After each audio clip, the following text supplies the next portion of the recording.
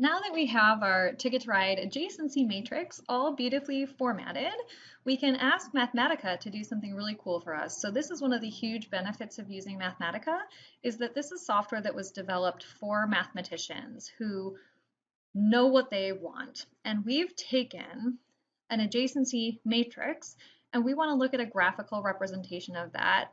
If you've never done that process before, there are lots of different choices for what you could draw on paper to represent a graph, and some of them look prettier than others. What's super cool about Mathematica, as opposed to other types of software that I've interacted with, is that Mathematica has some sort of internal algorithm for selecting the prettiest graph.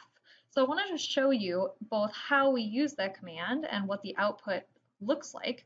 So when we have an adjacency matrix and we want to turn that into a graph in Mathematica, the command that we use is the adjacency graph command. So adjacency graph is the name of the command, and we pass it a matrix. The matrix we want to pass it is the TTR, Ticket to Ride matrix.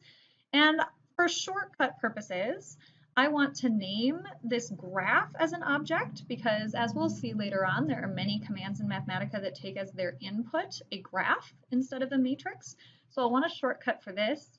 I called it ADG for adjacency graph because I'm not very original.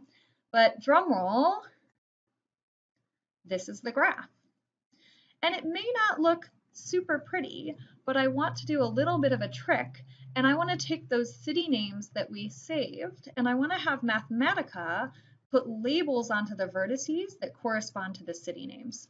Before I do that, I just want to show you, Mathematica tries to help you. So I just put a graph into here, and Mathematica has put this little bar of helper functions on the bottom for me with things that I might want to know about that graph. And this is fun to play around with and interact with at some point.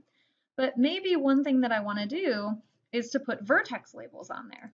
And if I click add vertex labels, it goes through and it numbers them numerically according to which rows they correspond to in the matrix. And so it does that, and that's helpful.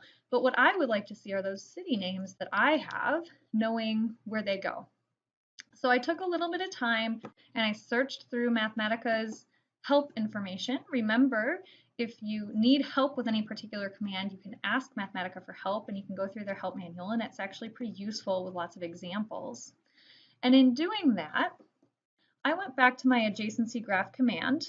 I wanted an adjacency graph for the Ticket to Ride matrix, and then there's an optional parameter you can put in after the matrix, which is what you want the vertex labels to be.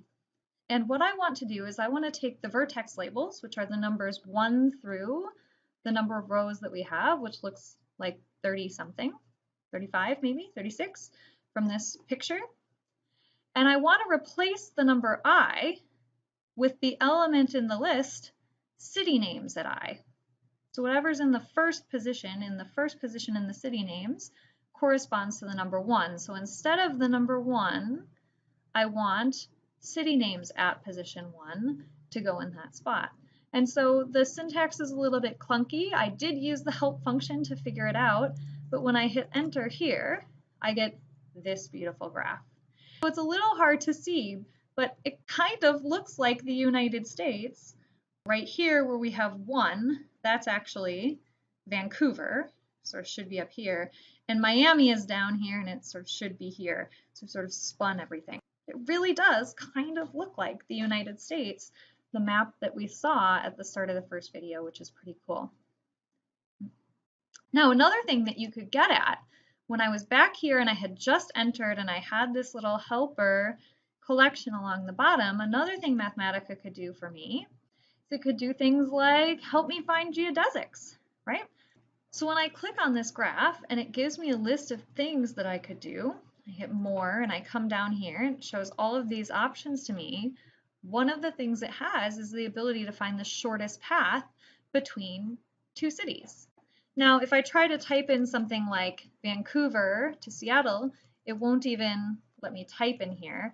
I need to put numerical values in here, and that's where this is sort of helpful to me, where I had it add vertex numberings, and then I also have an image of what that looks like with the city names. So let's say I wanted to find a shortest path from Vancouver to Chicago. One thing I could do is say Vancouver seems to be vertex 1. Chicago seems to be vertex 35. And so if I say from vertex 1 to vertex 35, find me the shortest path, it gives me a list of those things. And again, if you want to do some cool things, one command Mathematica has is the highlight graph command.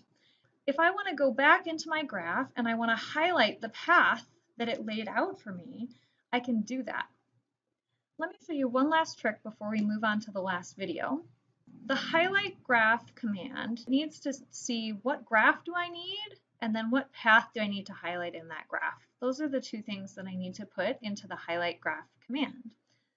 If I don't want to retype them again, and I didn't remember to name them as I was going through my document, what I can do is use a cheat in Mathematica, which is this little percent. So the percent sign refers to the output number. If you notice that there are outputs here, I didn't name this output of find shortest path, but it happens to be output number 30. So if that's the path that I want to see highlighted within the graph, I can say, well, what's the output here? This was output 28. I want you to go, Mathematica, and in output 28, I want you to highlight the path that I had in output 30,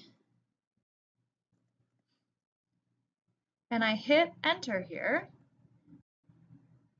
it highlights that path for me.